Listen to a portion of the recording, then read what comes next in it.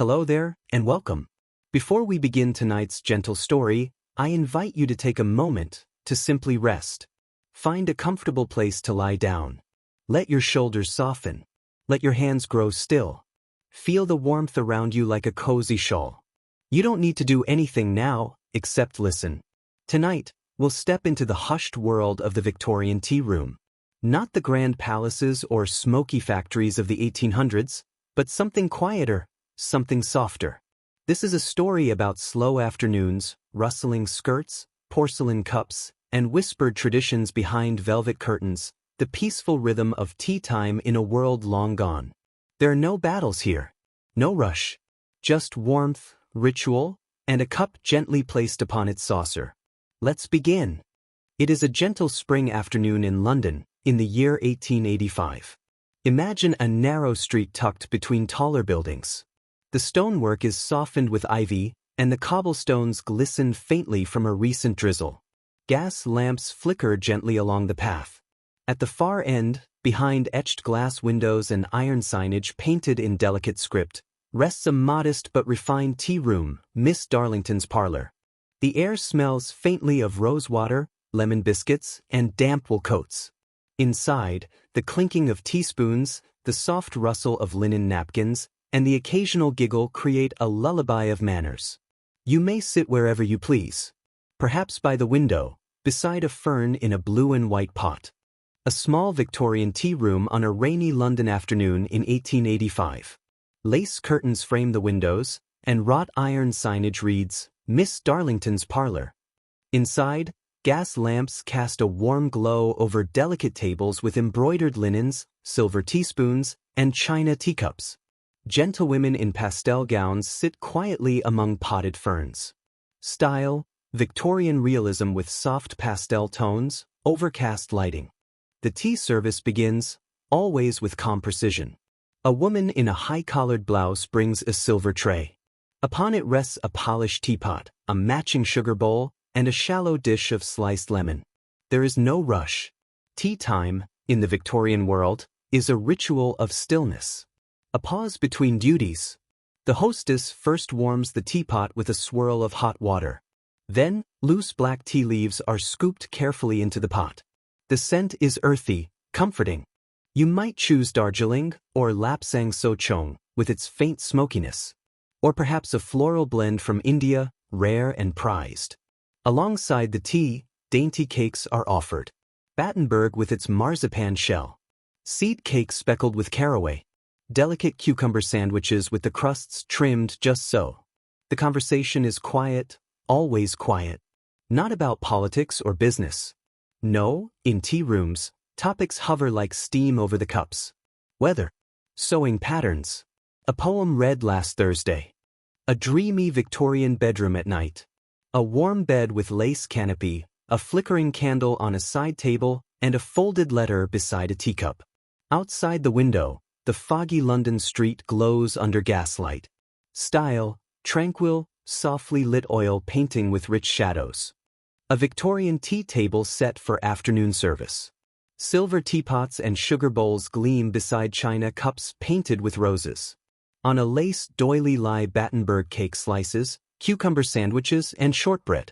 A woman in an ivory dress pours tea gracefully, while others converse softly. Background includes a wallpapered parlor and heavy drapes. Style, classic oil painting with delicate lighting and intricate textures. But the secrets of the Victorian tea room do not end with what is seen. Behind the floral wallpaper and mahogany panels lies a small kitchen, narrow and warm.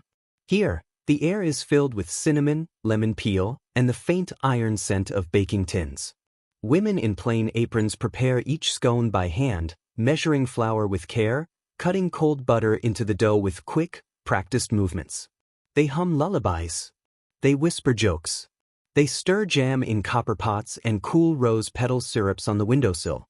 In many homes and quiet shops, the tea room was a woman's domain, one of the few places in Victorian society where she might own something, manage something, even earn something.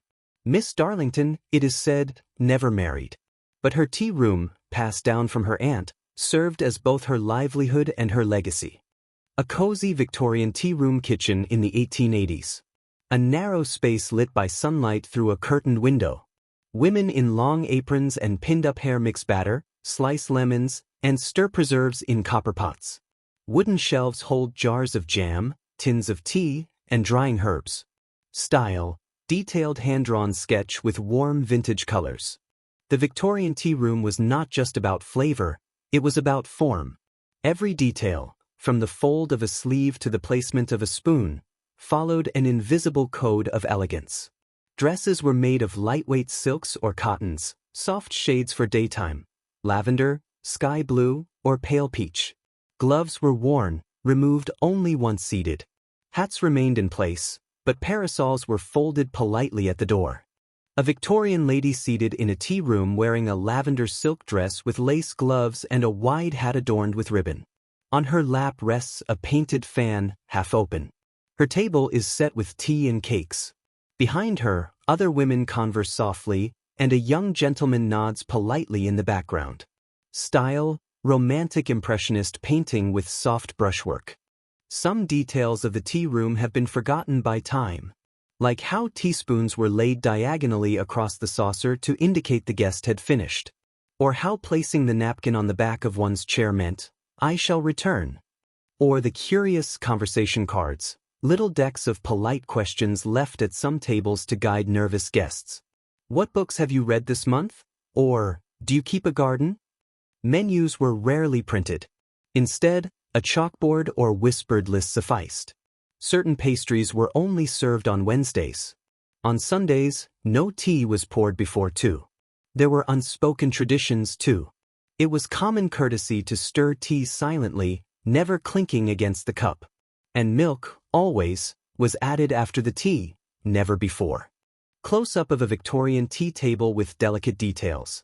A teaspoon placed diagonally across a saucer, a folded napkin on the chair back, and a small ivory card with handwritten questions resting beside the cup.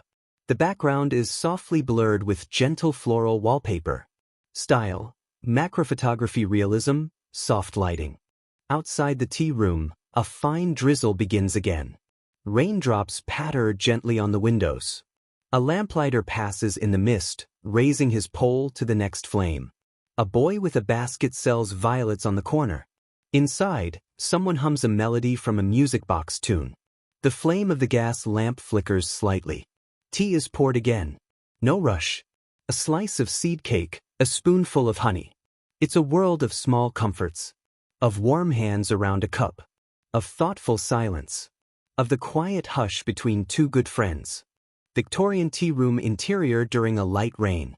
Raindrops trail down the window pane. Outside, a lamplighter works in the misty street and a flower boy holds a basket of violets. Inside, guests sip tea quietly in soft candlelight. Style: atmospheric painting with watercolor textures and muted tones. As evening falls, the candles are trimmed low. The last guests gather their gloves, their parasols, their thoughts. Soft farewells are whispered. The bell above the door jingles faintly. Miss Darlington collects the empty cups herself, her fingers moving carefully, reverently. A final spoon is dried. A final curtain is drawn.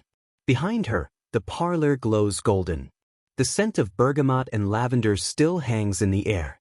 Outside, the gas lamps burn gently in the fog.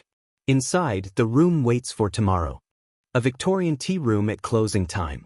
The chairs are being straightened, cups stacked, and candles trimmed. Miss Darlington, an elderly woman in a high-necked dress, moves quietly among the tables. Outside, London fog rolls down the cobbled street. Style: soft focus vintage painting with golden highlights and shadows. And now, dear listener, as the tea cools and the world dims, you may close your eyes. Let the lace curtains fall gently in your mind. Let the quiet clink of china fade away. You've traveled softly through another time, a place of small comforts and slow rituals. You are warm. You are calm. And there is nothing more to do tonight than rest. Good night.